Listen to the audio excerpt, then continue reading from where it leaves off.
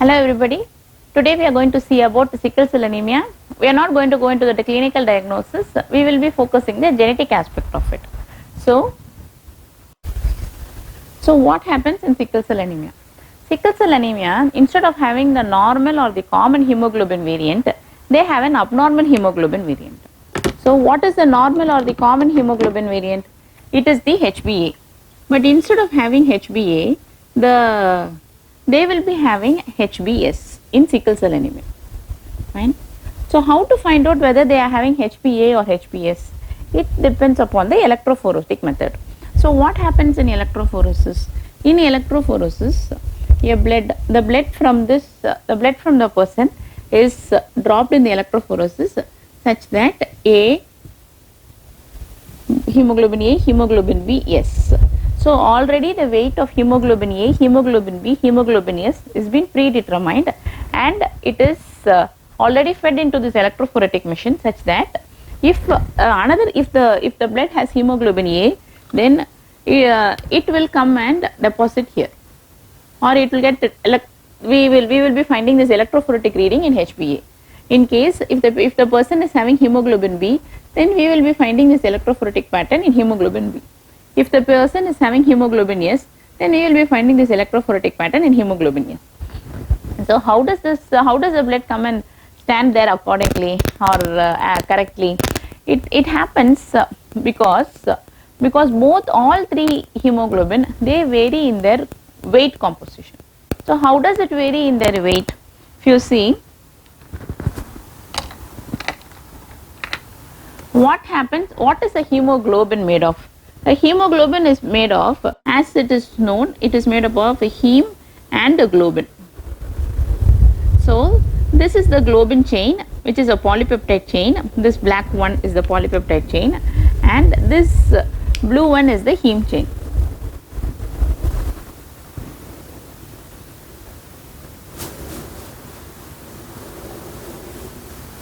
Fine. So this is what the hemoglobin.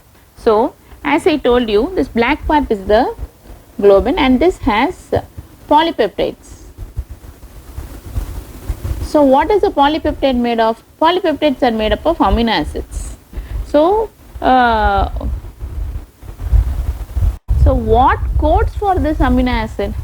What codes for that amino acid is that we have a genetic makeup 16 and in chromosome 11. So we have the genetic foci in chromosome 16 and in chromosome 11.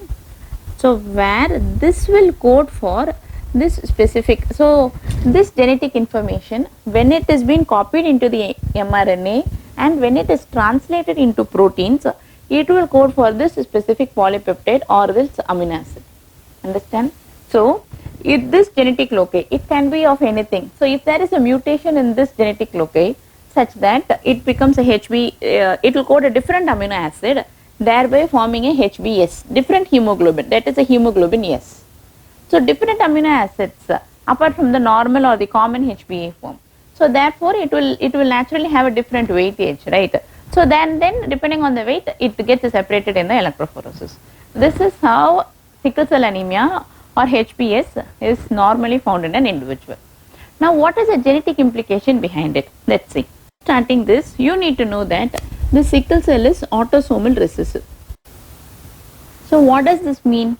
It means, say for example, this is a dominant allele or the non-mutated form, and if this is the mutated form, for a person to express the sickle cell anemia, he needs to have two mutated forms.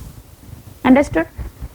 Even if there is a single mutated form, say for example like this, the person will not express sickle cell anemia.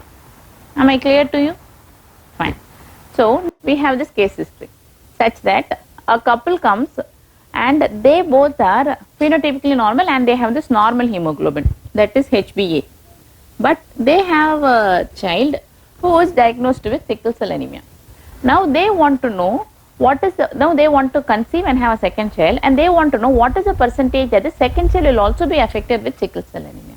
So let's do the math. Say I told you that the couple is normal. So sickle cell anemia is an autosomal recessive disease. So if they are normal, then they must be carrying one recessive gene, right? And if they are normal and they have the one affected child, then in such a case they must be having this recessive gene within them or a mutated gene within them. Fine. So that's why they have one child. Now what is the possibility, what are the probabilities of them having the children with different phenotypes, say? So this and this and this. Fine. Now you come to this. So this and this and this and this. Okay.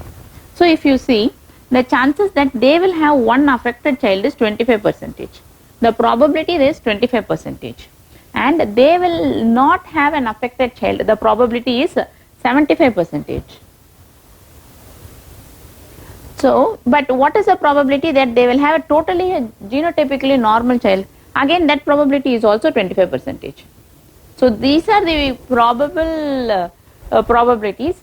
Now, you need to mix and match depending on the question that they are asked. You need to be very careful because they might ask you what is the probability that they are genotypically normal, what is the probability that they are phenotypically normal. So, phenotypically normal in the sense all three will be phenotypically normal. So, that will be 75%. Right? Okay. Happy learning. Have a good day. Thank you for listening to me.